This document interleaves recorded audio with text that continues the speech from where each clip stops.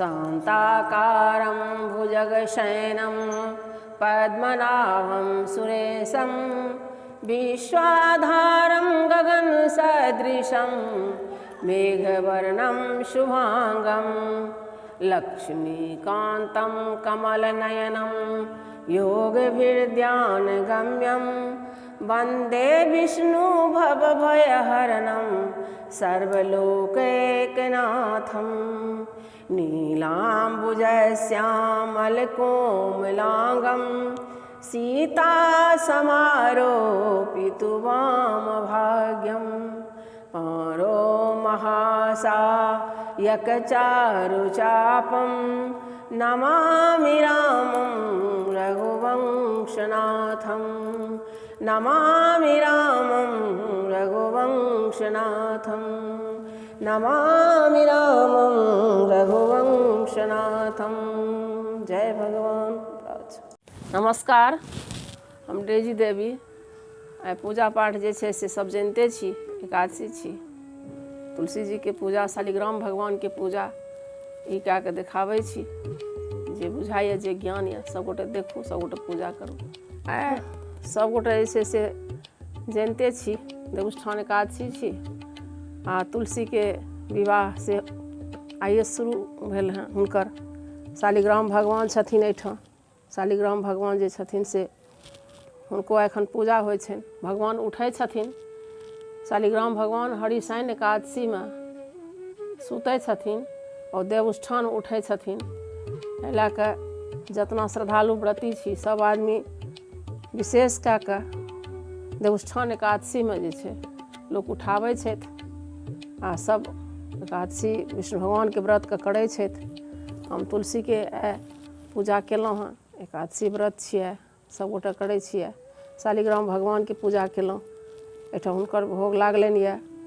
हुनका भोग प्रसादमे मीठा, ईख, शकरकंद, नारंगी, आमला, 5 रंगके फल, मूली जे जहाँ जे छै सब चीज हुनका चढ़ै छनि। आ तुलसीके पूजा कालमे जे छै से तुलसी विवाह पूजा कालमे जे मंत्र छै से मंत्रके पढ़ना चाही। तुलसी जी के मंत्र ई पढ़ना चाही। तुलसी के हुनका जल दै कालमे ई मंत्र पढ़ना चाही। जय शालिग्राम भगवान। ई तुलसी के मंत्र कहियौन। ई जल देलाके बाद हुनकर पूजा अर्चना करैके समयमे तुलसी के स्तुति कहियौ।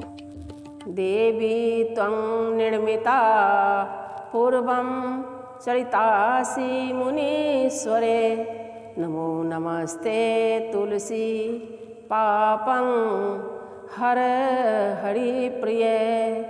ई तुलसी जी के स्तुति करना चाही। एहिठाम शालिग्राम भगवान छथिन, हिनको जे छै आवाहन जे हुनकर छै से करना चाही। भगवान विष्णु के आवाहन मंत्र कहना चाही। ओहि समयमे पूजा कालमे हिनकर छुइ कऽ शालिग्राम भगवानके आगच्छ भगवन देव अर्चिष्यामि केशवः, तुभ्यं दास्यामि तुलसी सर्वकाम प्रदो भवः। शालिग्राम भगवान के ई हुनकर स्तुति मंत्र जे कहियो, ई चीज हुनकर कहि के प्रणाम जे छै हुनकर करना चाही। प्रणाम एकदम मन से प्रणाम करू। तुलसी जी के पूजा करू। तुलसी जी के विवाह के अर्चना, हुनकर श्रृंगार के, हुनका तुलसी जी में खुछा के खुछ के रूप में हुनका विवाह काल में हुनकर जे छै ओहिमे सिंदूर, पान, फूल, सुपारी, दूब, धान जे रहे से हुनकर देलियनि यऽ ओहिमे। आ हुनका तुलसी के वृक्ष में हुनका बांधि देलियनि यऽ चुंदरी से। आ ई शालिग्राम भगवान के पीढ़ी पर धान, दूब, कलश, शालिग्राम भगवान के पूजा, सब रंग के फल हिनकर भोग लागै छनि। 5टा दीप जरै छनि। तुलसी नियम कए कऽ हुनका शालिग्राम भगवान पर चढ़ै छनि। ई प्रसाद में ईख आ ई आमला, मीठा, अक्षत, मूली, ईख, केसौर कहै छियै से ई सब चीजके हिनकर प्रसाद होइ छनि। आ या हुनका भोग लागै छनि प्रसाद। आ सब व्रती व्रत करै छथि आ इएह प्रसादसँ हिनकर भगवानके उठै छथिन। आइ हिनकर प्रसादसँ सबेरमे काल्हि पारण हेतै। आमला छेबे करै, आमलासँ पारण करना चाही। कार्तिक महीनाके बहुत सुन्दर एकादशी होइए, सब जानै छी, सब श्रद्धालु सब व्रती जानै छी। सब पूजा करू और भगवानके पूजा अर्चना करू, तुलसी जीके करू। आइ दिनसँ हुनकर विवाह शुरू भेलनि तऽ आब ई जितना छै समाजमे सबके विवाह शुभ मुहूर्त विवाह सब बाल बच्चाके सब हैत आब आइ दिनसँ। हिनकर ई मासके बहुत बढ़िआँ मानल गेलैए। इएह अहाँ सभगोटे पूजा पाठ करू, देखू। आ हिनका भगवान जे छै से आइ उठलखिन हँ भगवान, हिनका 5 बेर मस्तक लगा कऽ उठा कऽ प्रणाम करबनि हिनका भगवानके। जय शालिग्राम भगवान, जय भगवान। 5 बेर कहबनि भगवान आइ उठला, भगवान आइ उठू,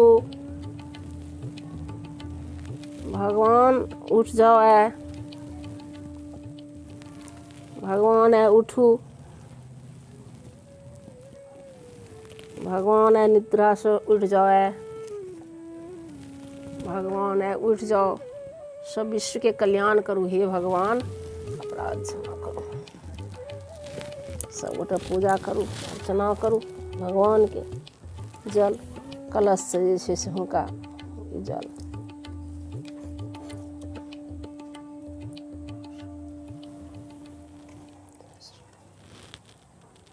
पूजा अर्चना सब गोटे करू।